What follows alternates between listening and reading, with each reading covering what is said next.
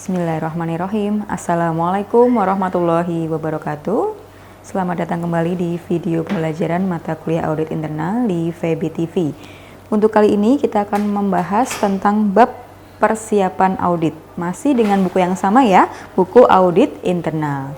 Sahabat FEBI TV yang sudah punya bukunya, silakan bisa buka halaman 97. Bab 7 persiapan audit. Apa saja yang bisa kita bahas di sini nanti? Yang pertama adalah menentukan auditi kunci, kemudian membentuk tim audit, menyusun dan menyampaikan surat pemberitahuan audit, menerbitkan surat tugas, melakukan survei pra-audit, dan yang terakhir adalah menyiapkan kertas kerja audit. Yang pertama dahulu adalah menentukan auditi kunci. Nah, auditi kunci itu apa? Auditi kunci itu merupakan auditi yang mengetahui semua informasi di bagian tempatnya bekerja. Auditi kunci ini tidak harus pimpinan di bagian tersebut. Nah, biasanya auditi kunci ini adalah pegawai yang mengoperasikan aplikasi penting yang memuat informasi keseluruhan di bagian tersebut. Auditi kunci ini bisa yang pegang aplikasi-aplikasi ya. Jadi yang ditentukan sebelum melakukan audit, menentukan dulu siapa auditi kuncinya. Auditi kuncinya jangan sampai pas hari audit itu, pas hari hanya, jangan sampai pergi karena auditi kunci yang menentukan, yang tahu seluk-beluk pada bagian tersebut. Misalnya mau ngaudit bagian personalia. Oh, mau menunjuk auditi kuncinya Mas A atau Mas B, nah boleh. Yang penting dia adalah orang yang tahu semuanya di bagian tersebut, tidak harus pimpinan ya. Oke, selanjutnya adalah yang dilakukan pada saat persiapan audit, membentuk tim audit. Membentuk tim audit ini, tim dipimpin oleh ketua yang ditunjuk oleh kepala SKI. Masih ingat ya, SKI itu apa? Organisasi yang menaungi auditor-auditor internal di mana ia bekerja. Di perusahaan mana ia bekerja. Jadi kepala SKI itu menunjuk salah satu auditor-auditornya untuk menjadi ketua tim audit. Tuh. Kalau dianalogikan, teman-teman yang masih mahasiswa, sahabat FEBI TV semuanya, ikut dalam kepanitiaan. Nah, kepanitiaan itu kan ada ketua panitia. Nah, itu contohnya. Contohnya ketua tim audit. Analoginya adalah kepanitiaan. Ketua HMP, Himpunan Mahasiswa Prodi, itu adalah A. Namun nanti yang A ini menunjuk teman-temannya yang jadi anggota HMP itu untuk menjadi ketua. Itu jadi tidak harus kepala SKAI-nya. Lalu yang kedua apa? Dalam tim audit bisa disusun kepanitiaan tadi. Kepanitiaannya nanti yang mendukung. Mendukung apa? Mendukung kinerja audit internal. Auditor internal harus menyusun dan mendokumentasikan rencana untuk setiap penugasan yang mencakup tujuan penugasan, ruang lingkup, waktu, dan alokasi sumber daya. Jadi kepanitiaan itu seperti ya kepanitiaan kegiatan-kegiatan yang sahabat FEBI TV bisa terbiasa atau biasa dilakukan, misalnya di Karang Taruna atau di remaja masjid atau di kampus gitu ya.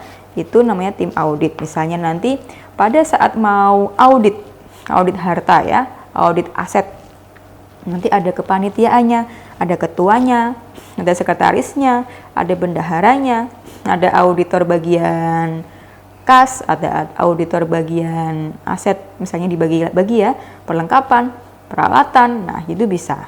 Yang penting ada susunan panitianya. Dan jangan lupa setiap rencana itu harus ada tujuan penugasannya, ada ruang lingkupnya, ada waktunya kapan, alokasi sumber dayanya siapa aja yang dikerahkan. Tidak semua auditor-auditor yang ada di dalam SKI itu ikut dalam tim audit. Bisa saja nanti dibagi dua, misalnya totalnya auditor itu ada 10, maka yang 5 itu di tim audit ngaudit bagian personalia, kemudian yang 5 lagi bagian pemasaran, itu bisa. Tidak semuanya ikut, atau dibagi lagi 4 sisa 2, 2 standby di kantor. Jangan sampai kantor SKAI itu tutup karena setiap hari barangkali ada yang mau konsultasi ketuk pintu ruang SKAI, mau konsultasi harus dilayani gitu ya. Itu tentang pembentukan tim audit. Setelah itu, setelah membentuk tim audit, maka yang selanjutnya adalah menyusun dan menyampaikan surat pemberitahuan audit. Dalam tugasnya ini, auditor internal itu memposisikan diri sebagai tamu. Walaupun sebenarnya teman sendiri. Setiap makan siang bareng-bareng bersama. Kemudian sholat juga bareng-bareng. Namun ketika tugas harus tetap memposisikan diri sebagai tamu, harus ada suratnya. Sama kan ya? Sama kalau di kampus kan juga begitu. Minta apa gitu ya, pinjem. Nah, pinjem kan harus ada suratnya. Pinjem alat ada suratnya. Itu harus seperti itu. Mau berkunjung, misalnya dari HMP AKS ke HMP MBS gitu, misalnya mau kunjungan ya harus ada suratnya gitu. Antar bagian harus ada suratnya sebagai tamu. Surat pemberitahuan audit ini akan diserahkan ke auditi, harus disusun secara lengkap, jelas, dan tidak mengandung ambiguitas. Inilah pentingnya auditor lulusan bahasa Indonesia atau yang berpassion belajar bahasa itu khusus untuk mengecek kelengkapan, kejelasan, dan keambiguitasannya. Jangan sampai ada ambiguitasnya, jangan sampai bermakna ganda, karena diberikan ke orang lain, ke audit dicek dulu, benar baru dikasihkan. Kalau sudah oke, baru disampaikan. Dan jangan lupa ya, ada tanda terima surat pemberitahuan. Kadang kadang menyampaikan surat ditaruh di meja, itu jangan sampai harus ada tanda terimanya. Ketuk pintu, nah assalamualaikum, cari orangnya ada enggak, kalau enggak ada dititipkan ke temennya. Kalau dititipkan ya ditulis tuh tanda tangan, diterima siapa, kemudian konfirmasi bahwa saya baru saja menyampaikan surat. Apalagi kini di dunia digital, ya, dunia teknologi informasi serba cepat, bisa langsung pakai media, handphone, smartphone gitu ya. Nah, surat pemberitahuan audit ini nanti terdiri dari kop surat. Nah, masih ingat ya, kop surat. Kop surat itu ada logonya, ada nama instansinya, lembaganya adalah SKAI. Jadi bukan kopnya milik perusahaan, namun SKAI-nya perusahaan. Nomor teleponnya ya, yang bisa dihubungi, emailnya gitu. Kop surat. Kemudian ada alamat yang tertuju. Alamat tertuju siapa? YTH siapa? Yang terhormat Kepala Bagian Produksi, Kepala Bagian Pemasaran, Kepala Bagian Administrasi, PT ABC, di mana? Di tempat, di Surakarta atau di Sukoharjo. Nah, itu ditulis yang komplit. Lalu pendahuluan, jangan lupa pendahuluan dengan ini atau bersama ini. Kalau ada lampirannya banyak, maka bersama ini ya, bersama ini karena ada lampiran-lampirannya. Jangan lupa nanti ya, isinya juga harus detail, ada objeknya, ada lokasinya di mana nanti. Lokasinya apa? Lokasi ngauditnya di mana? Lokasi ngauditnya di tempat itu atau pilih di tempat yang lain. Nyewa tempat juga boleh. Waktunya kapan? Kalau ada waktu berarti berkaitan dengan rundown. Berkaitan dengan apa? Dengan rundown, dengan susunan acara, jamnya harus tepat, dan ruang lingkup audit. Ruang lingkup audit ini nanti artinya apa? Apa saja yang diaudit. Biar apa? Biar auditi menyiapkan dokumen-dokumen apa yang harus disiapkan. Jangan sampai pas hari H itu mendadak. Kasihan auditinya. Jadi perlu adanya lampiran apa saja yang perlu disiapkan. Penutup, jangan lupa penutup. Tempat dan tanggal pembuatan surat. Nah, tempat dan tanggal pembuatan surat, kalau baiknya jangan mendadak, jangan dalam waktu dekat, seminggu sebelumnya, 3 hari sebelumnya, nah gitu ya, 2 minggu sebelumnya boleh. Namun H-1 atau H-2 atau H-3 itu dikonfirmasi kembali untuk memastikan bahwa sudah menerima surat dan sudah siap. Tanda tangan dan nama terang jangan lupa. Dan tembusan itu untuk siapa? Untuk SKAI-nya, untuk diarsip dan juga untuk pimpinan organisasi tersebut. Misalnya, yang terhormat kepala bagian produksi, yang ditembusi siapa? Ya pimpinannya, direkturnya. Oh, mau ngadain apa? Audit di bagian mana? Itu udah tahu. Dan jangan lupa di arsip biar rekam jejak kegiatan audit tersimpan rapi. Lampiran-lampirannya nanti ada susunan tim audit, jadwal kegiatan audit, dan juga daftar dokumen yang perlu disiapkan oleh auditi. Itu ya.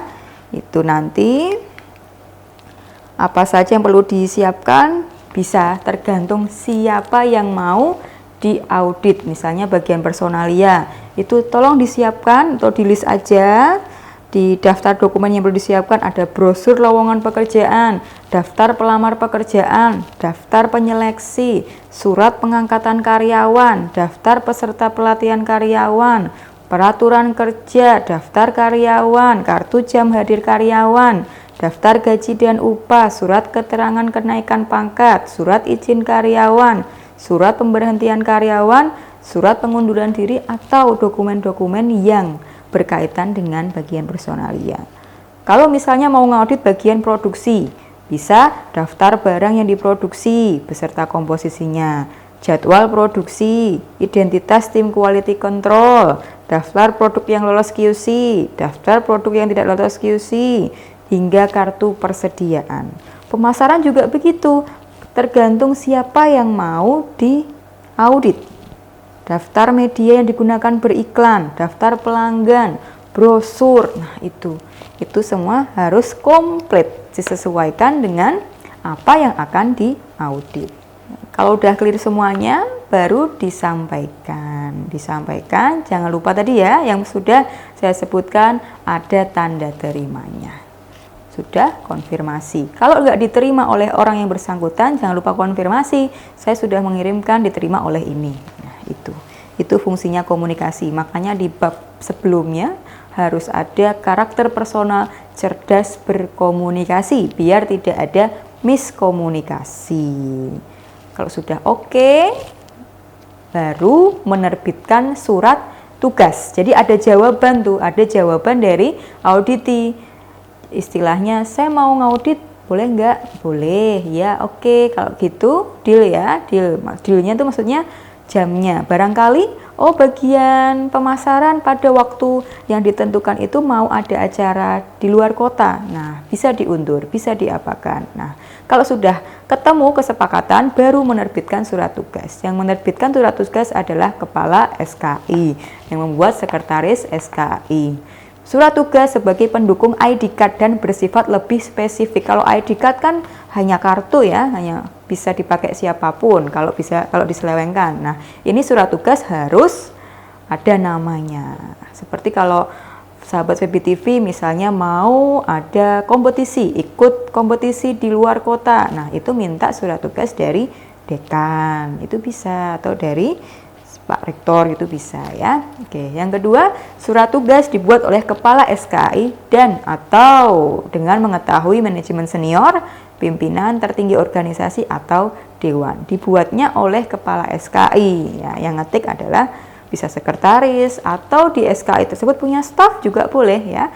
Diketik oleh itu, yang tanda tangan adalah kepala SKI. Surat tugas bahwa besok benar-benar akan ada audit di bagian mana. Setelah surat tugas dibuat, berarti kan sudah fix tuh, sudah fix besok mau ngaudit, tanggal berapa, hari apa, sekian, jam berapanya di mana. Maka dilakukan survei pra-audit. Nah, survei pra-audit ini kenapa dilakukan guna memperlancar kegiatan audit. Survei ini ya walaupun sudah kenal ya, sudah tahu bagian personalia letaknya di sini. Namun kan kita belum ngerti dalamnya seperti apa, atau bisa jadi perusahaannya lintas kota, itu bisa cari tahu dulu di mana. Walaupun setiap harinya, kesehariannya sering berkomunikasi, namun kadang belum tahu di mana letak pasnya, atau bahkan ada yang meminta bahwa auditnya itu dilakukan di luar ruangan, itu bisa di ruangannya, bisa di luar ruangan, nyewa tempat, itu bisa. Nah, ini penting untuk memastikan kembali kriteria-kriteria standar pada objek audit yang telah dituliskan pada lembar kertas audit. Kertas kerja audit. Kertas kerja audit. Ini sudah dipelajari di mata kuliah auditing ya, hampir sama. Itu bedanya ini auditingnya adalah orang dalam, teman-temannya sendiri di perusahaan. Survei bisa dengan datang langsung atau menggunakan media. Nah, itu bisa datang langsung, kalau deket bisa, kalau enggak juga pakai media juga bisa.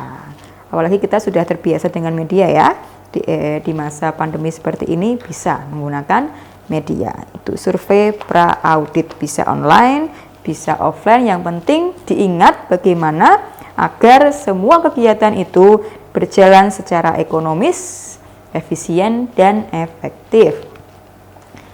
Yang selanjutnya adalah menyusun kertas kerja. Tadi sudah kertas kerja. Kertas kerja itu ada yang bentuknya sederhana, ada yang juga bentuknya detail. Nah, kalau yang sederhana itu tinggal dibuat aja 3 kolom, nomor, temuan, kemudian rekomendasi. Nomor dulu. Berapa nanti temuannya tinggal ditulis aja, ditulis temuannya apa saja, kemudian sarannya apa, rekomendasi ini nanti dikosongi dulu, karena rekomendasi ini nanti diisi setelah melakukan diskusi bersama dengan tim audit. Lalu bentuk detail, kalau yang bentuk detail itu ada, ini lebih mudah ya, ada nomor, ada kriterianya, ada teknik audit, kesesuaiannya ya atau tidak, kemudian keterangannya. Tuh, kalau yang detail ini lebih mudah, lebih cepat. Kalau yang sederhana kan tadi nyari-nyari dulu kosongan kan, itu temuannya kosongan ditulis, sarannya ditulisnya nanti, kemudian kalau yang bentuk detail tinggal centang-centang aja, ya tidak, ya tidak. Kriteria misalnya, kriterianya tadi misalnya tadi disebutkan bahwa kalau di bagian personalia ada brosur lowongan pekerjaan, daftar pelamar pekerjaan. Nah, ditulis apakah pelamar pekerjaan sesuai dengan lowongan, apakah yang diterima sesuai dengan lowongan, jangan-jangan berbeda. Nah, itu kesesuaiannya iya atau tidak. Kalau iya berarti iya sudah cukup, iya kan. Kalau tidak dikasih keterangan, keterangannya apa? Oh, yang dibuka lowongannya IT, kok yang masuk hukum. Nah, itu bisa tulis, itu contoh saja ya. Untuk teknik audit ini nanti bisa diisi dengan telaah dokumen, dengan observasi, dengan inspeksi, dengan wawancara, konfirmasi, atau mendatangkan pihak ketiga. Telaah dokumen ini jelas melihat dokumennya, dibaca secara penuh, secara full, secara teliti.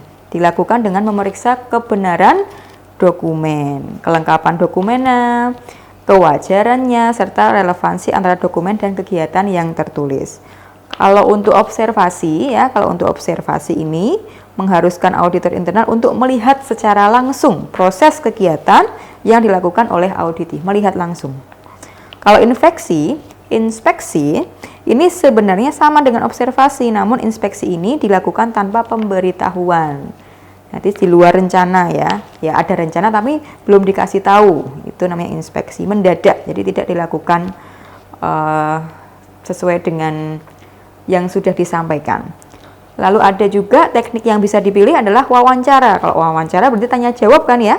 Nah, kadang apa yang tertulis butuh penjelasan, maka butuh wawancara. Tanya langsung kepada auditi kunci atau ke auditi atau orang-orang yang berkaitan dengan yang sedang diperiksa. Yang kelima, konfirmasi. Nah, kalau konfirmasi ini teknik audit yang dilakukan dengan cara memastikan kebenaran data melalui pihak ketiga. Misalnya, jika auditi mengatakan bahwa contoh produk sudah disampaikan ke pelanggan. Lalu auditornya meminta data pelanggannya. Biasanya ada kan nomor HP atau email gitu ya, di telepon. Bener enggak? Nah, kalau pelanggan kan sudah berkali-kali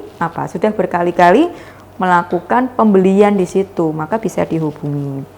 Yang keenam adalah pilihan teknik auditnya mendatangkan pihak ketiga. Ada kalanya auditor internal tidak menguasai bidang keilmuan atas objek yang diauditnya, maka perlu adanya pihak ketiga.